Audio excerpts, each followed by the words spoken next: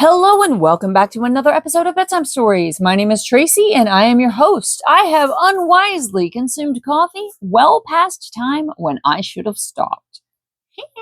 So my loss of sleep is your gain, and I'm going to read chapter 4 for you tonight. This is A Green Man's Captive, and this is chapter 4 of Thuvia, Maid of Mars. This is the fourth book in the John Carter of Mars series by Edgar Rice Burroughs.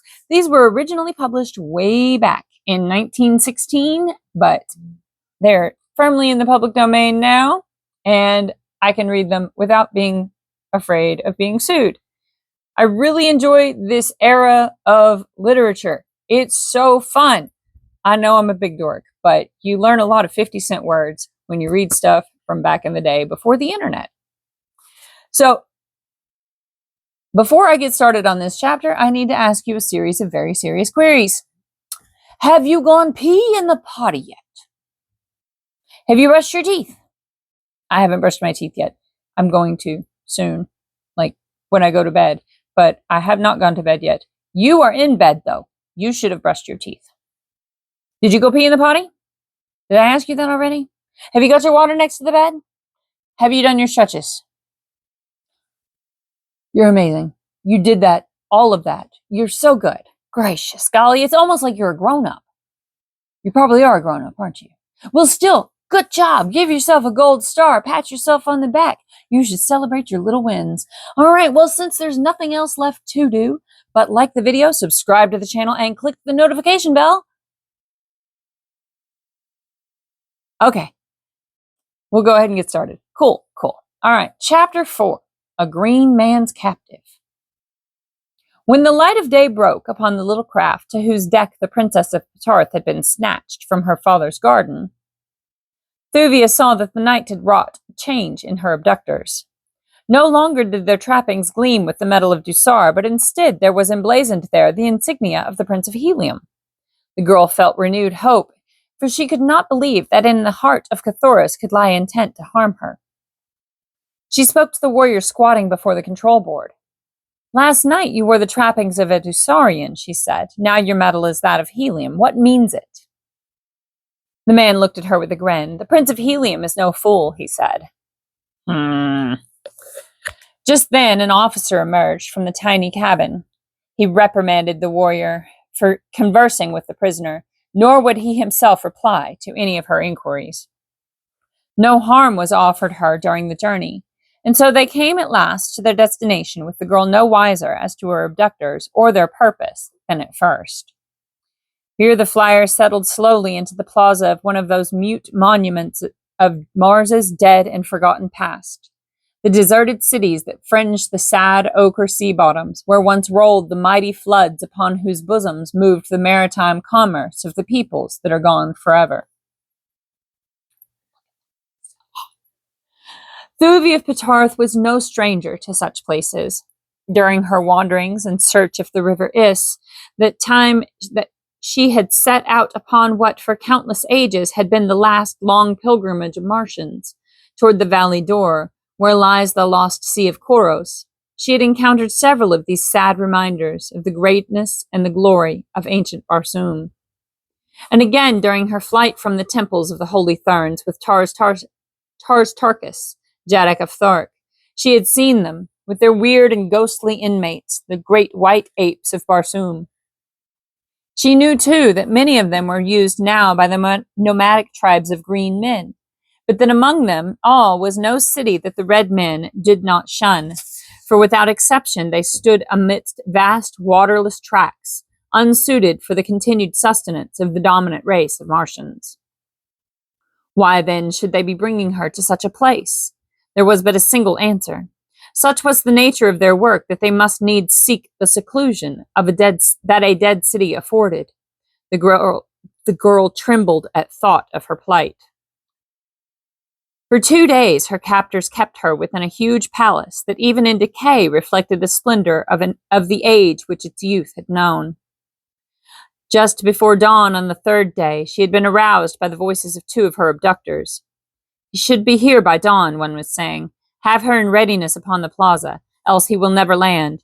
The moment he finds that he is in a strange country, he will turn about. Methinks the prince's plan is weak in this one spot." "There was no other way," replied the other. "It is wondrous work to get them both here at all. And even if we do not succeed in luring him to the ground, we shall have accomplished much." Just then the speaker caught the eyes of Thuvia upon him, revealed by the quick-moving patch of light cast by Thuvia in her mad race through the heavens. With a quick sign to the other, he ceased speaking, and advanced toward the girl, motioned her to rise.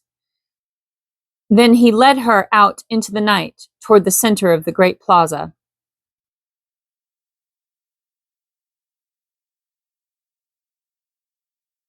The quick-moving patch of light cast by Thuvia in her mad race through the heavens. I don't understand that. Do you understand that? Please let me know in the comments if you know what the heck that is talking about, or if that's just like, I don't know what that is.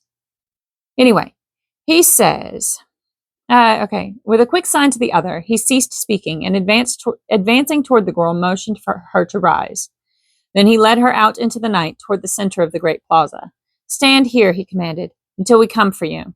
We shall be watching, and should you attempt to escape, it will go ill with you, much worse than death. Such are the prince's orders." Then he turned and retraced his steps toward the palace, leaving her alone in the midst of the unseen terrors of the haunted city. For in truth, these places are haunted, in the belief of many Martians who still cling to an ancient superstition which teaches that the spirits of holy Therns who die before their allotted 1,000 years pass, on occasions, into the bodies of the great white apes. To Thuvia, however, the real danger of attack by one of these ferocious man-like beasts was quite sufficient.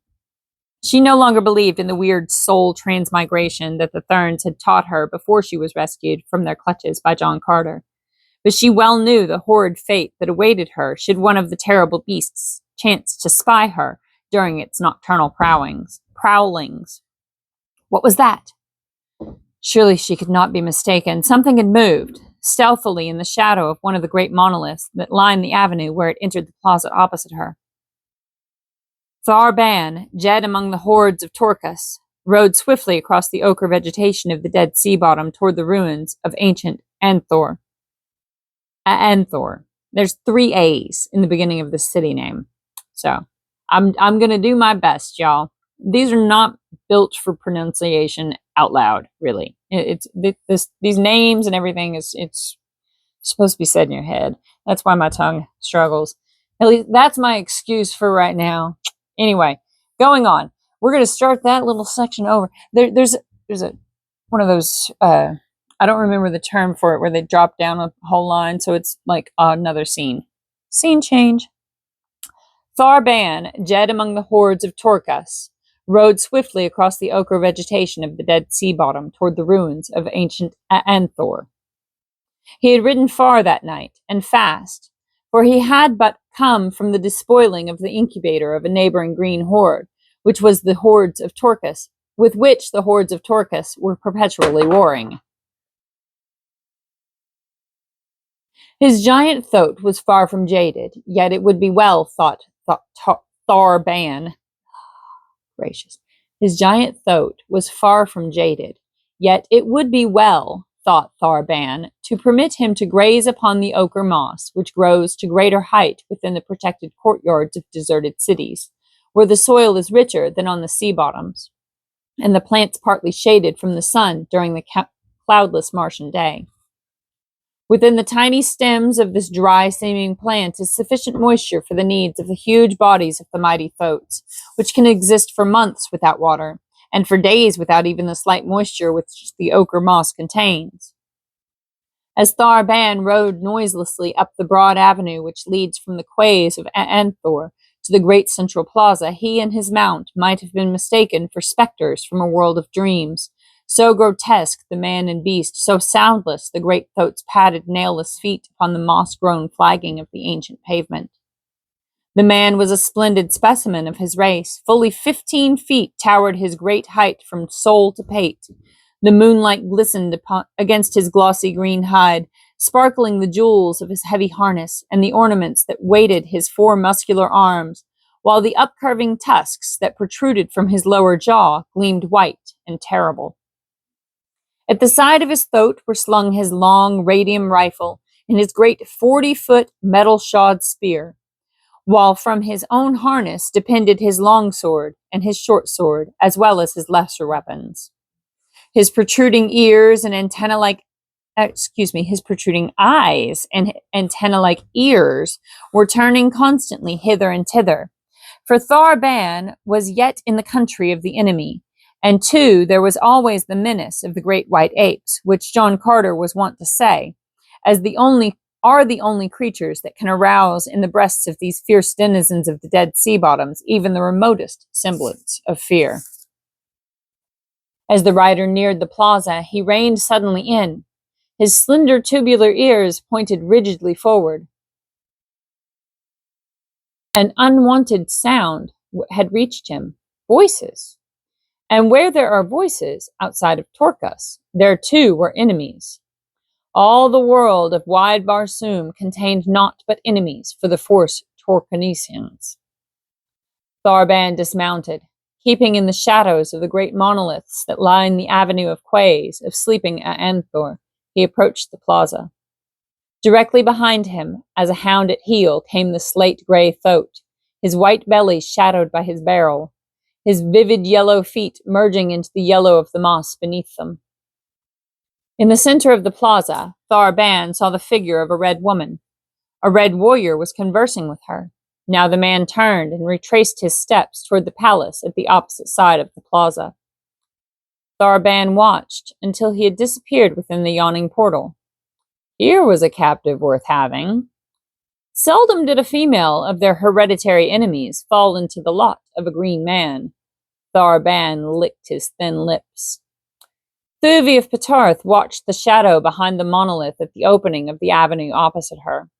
She hoped that it might be but the figment of an overwrought imagination. But no. Now clearly and distinctly she saw it move.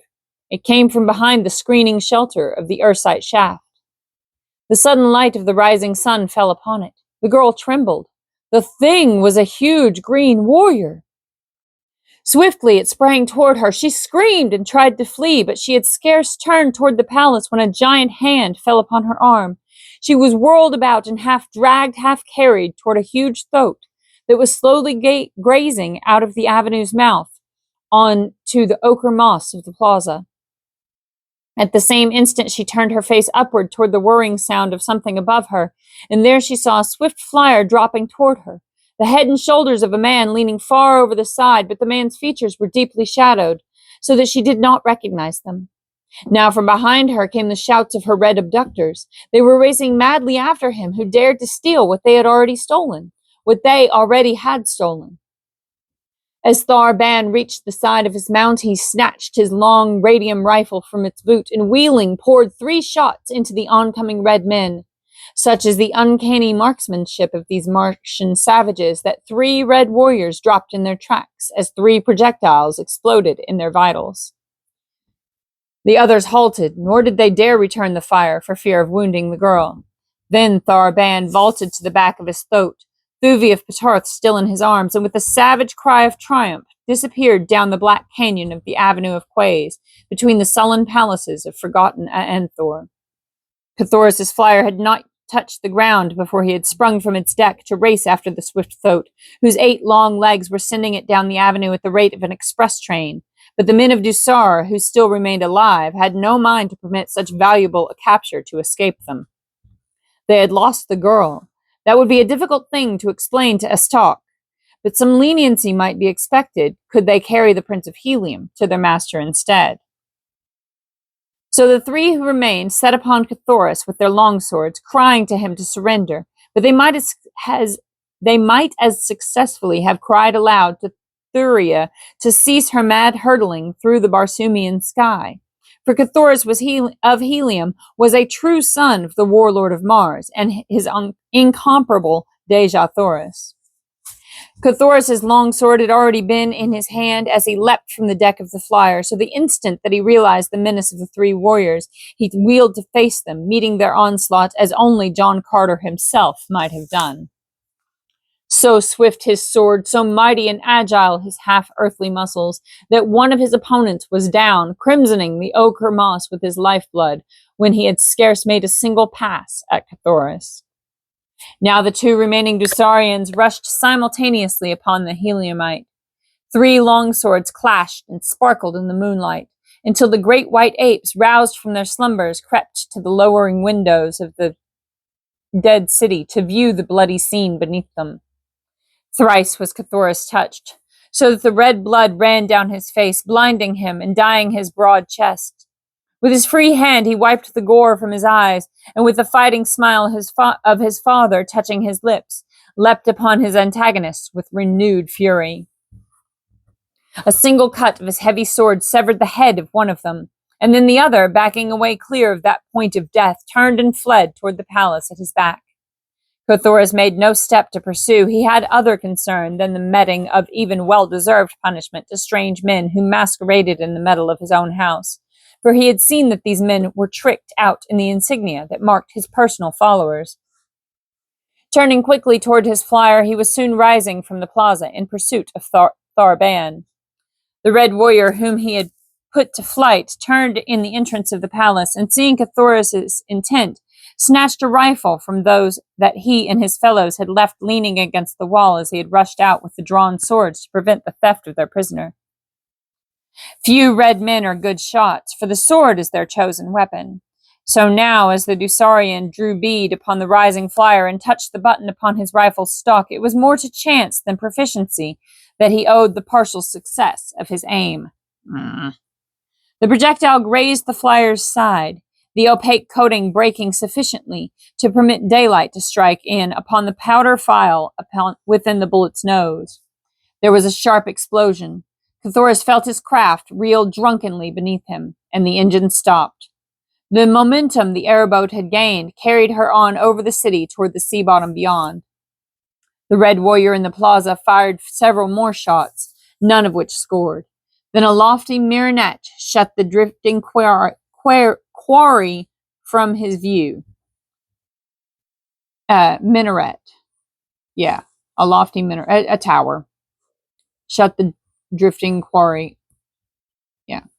In the distance before him, Cthulhu could see the green warrior bearing Thuvia of Petarth away upon his mighty thoat. The direction of his flight was toward the northwest of Anthor, where lay a mountainous country little known to red men. The Heliumite now gave his attention to his injured craft. A close examination revealed the fact that one of the buoyancy tanks had been punctured, but the engine itself was uninjured. A splinter from the projectile had damaged one of the control levers beyond the possibility of repair outside a machine shop, but after considerable tinkering, Cthulhu was able to propel his wounded flyer at low speed, a rate which could not approach the rapid gait of the thoat, whose 8 long, powerful legs carried it over the ochre vegetation of the dead sea bottom at terrific speed. The Prince of Helium chafed and fretted at the slowness of his pursuit, yet he was thankful that the damage was no worse, for now he could at least move more rapidly than on foot. But even this meager satisfaction was soon to be denied him, for presently the flyer commenced to sag toward the port and by the bow. The damage to the buoyancy tanks had evidently been more grievous than he had at first believed. All the balance of that long day, Cthulhu crawled erratically through the still air, the bow of the flyer sinking lower and lower, and the list to port becoming more and more alarming, until at last, near dark, he was floating almost bow down, his harness buckled to a heavy deck ring to keep him from being precipitated to the ground below. His forward movement was now confined to a slow drifting with the gentle breeze that blew out of the southeast. And when this died down, with the setting of the sun, he let the flyer sink gently to the mossy carpet beneath. Far before him loomed the mountains toward which the green man had been fleeing when last he had seen him.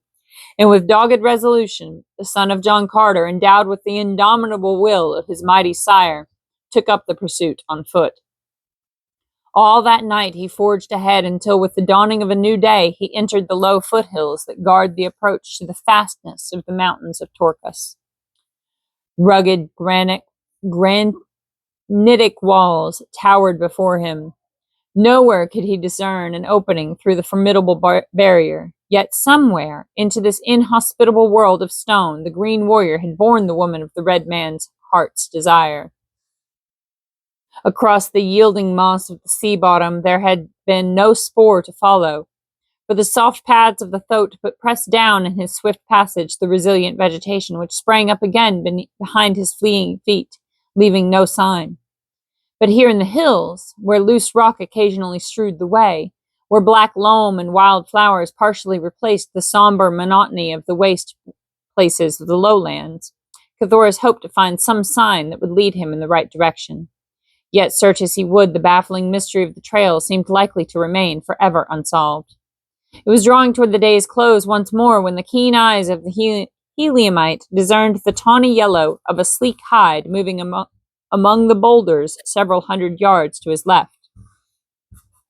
Crouching quickly behind a large rock, Cthulhu watched the thing before him. It was a huge banth, one of those savage Barsoomian lions that roam the desolate hills of the dying planet. The creature's nose was close to the ground. It was evident that he was following the spoor of meat by scent. As Cthulhu watched him, a great hope leapt into the man's heart. Here possibly might lie the solution to the mystery he had been endeavoring to solve. This hungry carnivore, keen always for the flesh of man, might even now be trailing the two whom Cthulhu sought. Cautiously the youth crept out upon the trail of the man-eater.